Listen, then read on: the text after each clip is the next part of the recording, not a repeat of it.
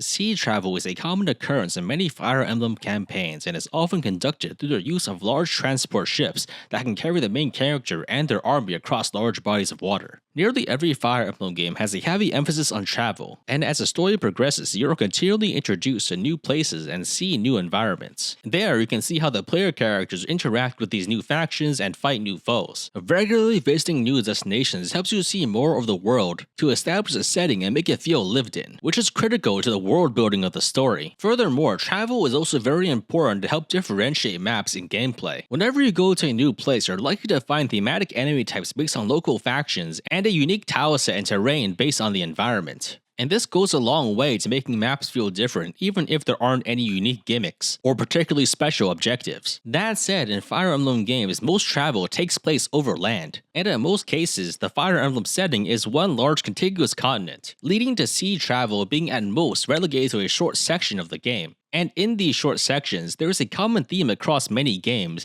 which is that there's almost always a map centered around a ship, which serves as a centerpiece for the map's design. Many games feature a scenario where you are attacked while traveling aboard a ship, and these maps are unique in that you often have to fight in very cramped spaces while surrounded by water that most of your units cannot cross. And while your own movement is restricted, you're often attacked from multiple directions by pirates and by flying units who have no such movement limitations. Typically speaking, these maps tend to be more difficult than average. These maps are commonly referred to as boat maps, and they are probably one of the more memorable map types along others such as the desert map or the volcano map. So now let's explore Fire Emblem's history with ships starting from the very beginning. Fire Emblem Shadow Dragon features sea travel as early as the first chapter, which is set in Talis, the island nation that Marth has been hiding in after the fall of Altea. However, despite the presence of pirates as a class, and the use of ships and boats for travel in between chapters, there is never a fight on a boat. And in fact, throughout the entire game, we never actually see a ship or a boat, with the one exception being a CG in the prologue.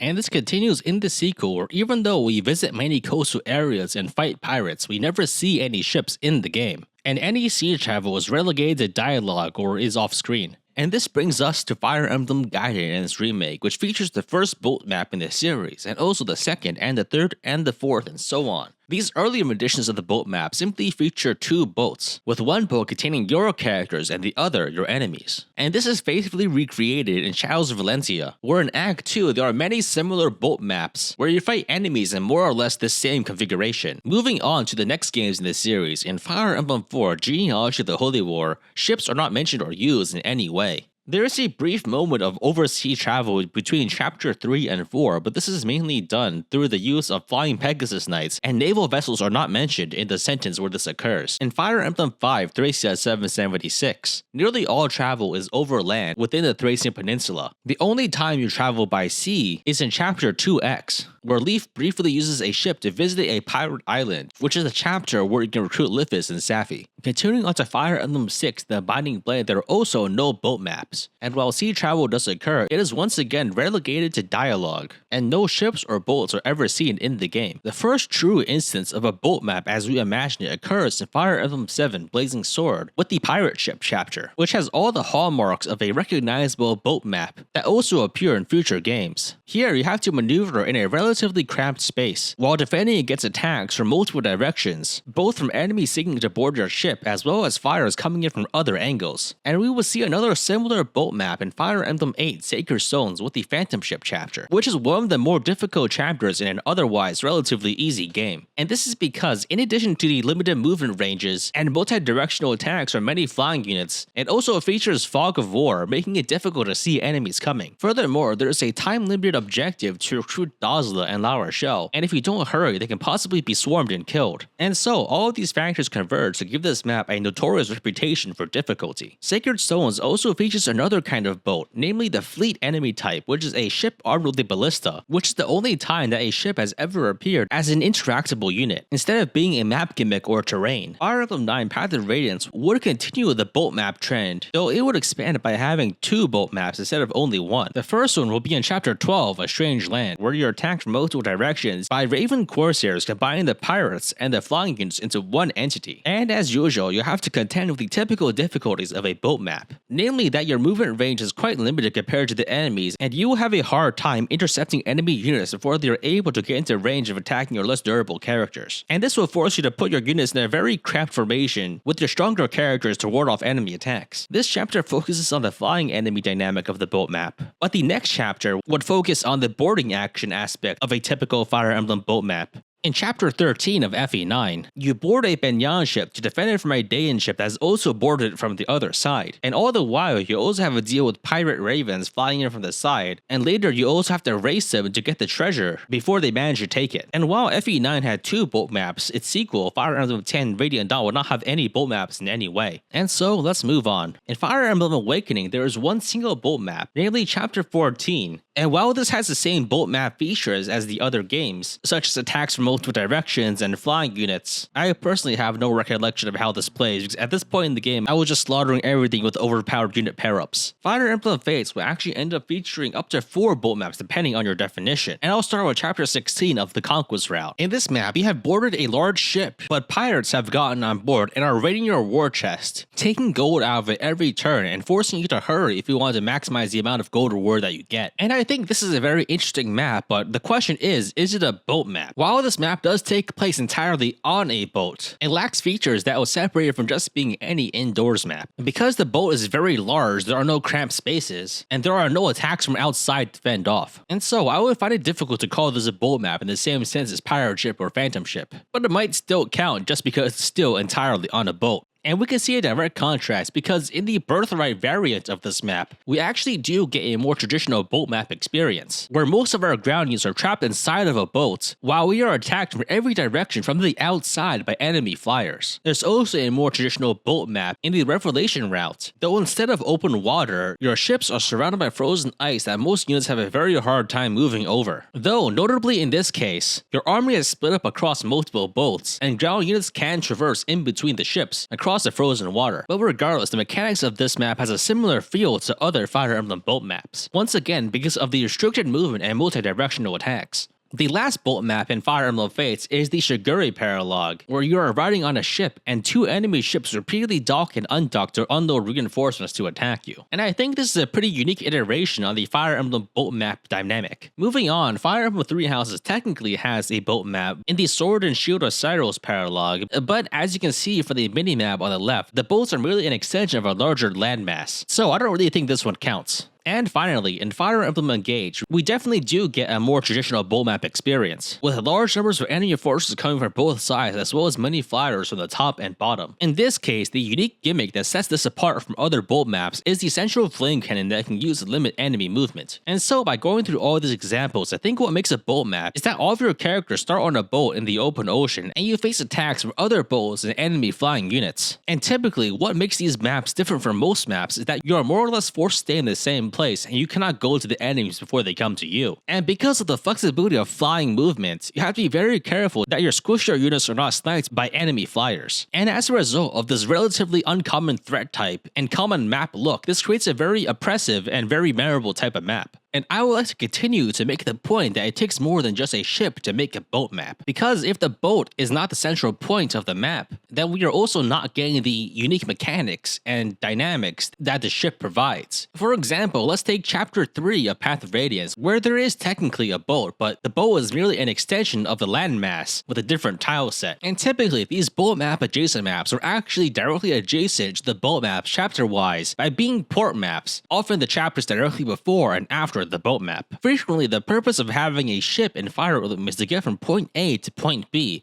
but more importantly, it's to have a fight at point A, a fight at point B, and a fight in between points A and point B. Sea travel serves as a perfect framing for interstitial chapters in between main story beats. Most Fire Emblem games have more than 20 chapters, but simply put, there are rarely more than 20 pivotal story moments in the game, and so there's a need for many interstitial chapters that do not advance the main plot. And this is often why there'll be multiple fights on the way to a main story destination, and a sea travel arc helps mix that up by providing you an easy excuse for 3 chapters during which setup for future plot points can be established. Frequently, you'll fight to claim the port, and then you'll fight on the boat, and then you'll fight to get off the boat. The only instance I can think of where ships are used for more than merely transport is the case of Fire Emblem Awakening, where in the Valm arc, Chrom and Robin use Plegia's navy to transport their armies over to Valm. And even then, they have to borrow the navy because apparently they have no warships to begin with, which is rather strange. And the entire naval battle is done through a single boat map where you fight 3 ships, a couple of lines with dialogue, and a single CG of ships burning, where Robin uses 500 ships in a kamikaze attack to destroy the entire Valmese navy. And the fact that this is all done so quickly and basically off-screen is a sign that Fire Emblem developers tend not to be very interested in making extended sections of naval combat. As we can see in the case of Shadows of Valentia, with its many repeated boat maps, it can very quickly become repetitive. So now that we've established that ships are often used as a vehicle both in the literal and figurative sense for story progression, let's look into what the ships can tell us about the setting. For one, it often takes considerable effort to secure a ship, either because the player characters are so downtrodden that they no longer have access to one, or the war situation has developed to the point where even ships they have access to must be fought over. In most cases, the entire player's armor can fit on one boat, though the games are highly inconsistent as to whether the units that you control represent all the forces that you have. Boats can range from being 4 tiles wide to being as wide as the entire map, and tiles are kind of hard to abstract to real life distance to begin with, because it is very often very inconsistent even from map to map. And so, if we're trying to figure out what kind of ships are used in Fire Emblem, we can't really go by size, but we can instead go by other characteristics that are visible on the ships. We're looking at ships that are vaguely from the medieval era of Europe that use sails and have between 1 to 4 masts, which are the large poles upon which sails are mounted. The sails are often left invisible so we can actually see the characters on the ship though. Ships that Fire Emblem characters use tend to have no rowers or oars that are visible, and they're also typically unarmed. Sometimes there is a crew, but most of the time they are left unseen or unmentioned. So let's take a look at the ships that appear in every Fire Emblem game and try to break down what kind of ships they are. Let's start with the first ships that appear in Fire Emblem, which are from Gaiden or Shadows of Valentia, which all appear to be sailing ships with 1 to 3 masts and no rowers. The ships in Fire Emblem 7 also seem to have 2 masts, and the ships in Fire Emblem 8 are the same. And I think in these 3 cases the ships are some variants of a caravel, which is a late medieval ship used in the 15th and 16th centuries, which are all sailing ships with anywhere between 1 to 3 masts. Honestly, it's kind of hard to tell what they are because we only have a top view. Fire Emblem 9 Path of Radiance features a larger ship with 4 masts in total, and a more distinctive 3D model which leads me to believe that this is a carrack, which is a late medieval ship that was a successor to the caravels and is larger, often having 3 to 4 masts. The fleet enemy type in Fire Emblem 8 Sacred Stones has 2 different sprites, one for the map sprite and one for the character portrait. The map sprite kind of looks like a sloop, which is a small sailboat that is still used in the modern era, while the map sprite looks a lot more like a cog, which was an early Middle Age sailing ship. The ships in Fire Emblem Awakening have some unique characteristics in that they only have 1 mast and they have oars underneath the deck for human-based propulsion, which indicates that the Fire Emblem Awakening ships are possibly triremes or galleys, which use oars and rowers to supplement the sails. Though another thing to note is that in Chapter 12, there is another kind of ship that has 3 masts and no oars, which looks a lot more like a caravel. In Fire Emblem Fate's Conquest and Birthright, the ship is notably different because if you look carefully, you will notice that there is a turbine on the side of the ship that seems to be powering its movement. It's kind of hard to tell what else is going on because during the map, you're fighting inside the ship and so you can't really see anything on top. But from the limited information I have, I think this is possibly a paddle steamer, which is an early 19th century steamship with a paddle-driven turbine on the sides and possibly sails for when the wind is favorable. There are also paddle steamers without sails, which is also a possibility. But despite the presence of this higher tech ship in the Birthright and Conquest routes, in the Revelation route, the ships that we have are more similar to the other ships we see in the series. And we once again see similar ships in the Shigure Paralog, which are clearly wind-powered and not steam-powered. And judging from the appearance, I think they're probably caravels. Fire Emblem Three Houses has a couple of ships,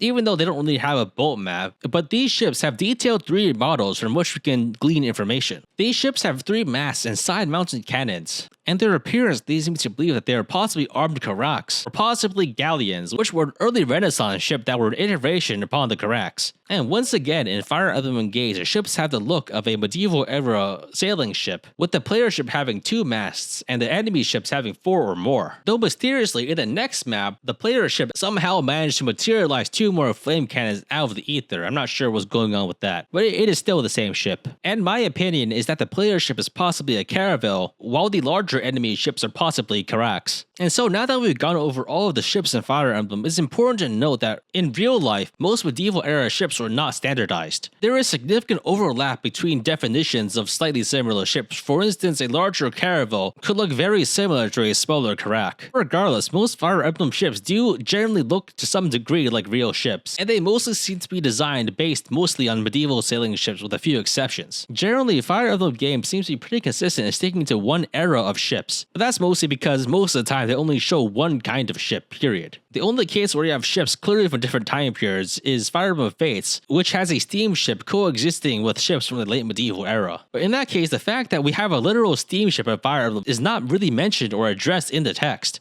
And I think fundamentally a lot of the ship design in Fire Emblem tends to be primarily based around what the map designer thinks looks cool. And now let me sum up all of my observations. To give you the sum total of my Fire Emblem ship knowledge, Fire Emblem stories primarily focus on land travel, and sea travel by ship is typically at most a 3-chapter detour with one main boat map, which is often preceded by a port map to secure the boat, and a disembarking map afterwards to get off the boat. And these boat maps are an iconic map theme that have common gameplay motifs. In particular, the need to fight in a cramped space with restricted movement, while enemies attack from multiple directions while you have to deal with difficult to intercept flying reinforcements. And while boat map gameplay seems to have common themes, the boats themselves are surprisingly diverse. Most Fire Emblem ships seem to be vaguely 15th to 16th century late medieval era caravels and Karaks, but that's possibly just because that's the standard medieval era ship. In some cases, we have some more out there ships, such as the Fire Emblem Fates steamship, but I think that's there mostly just because the artist thought it would look cool and not for any higher purpose, because it is not at all mentioned once in the story. And I think that's a good way to sum up the role of ships and boats in Fire Emblem. They're just there to fill space and look nice, and to provide a temporary diversion for the fact that 95% of Fire Emblem is just about walking to places. Anyway, that's about it. Thanks for watching, and if you want to see more like this, please subscribe.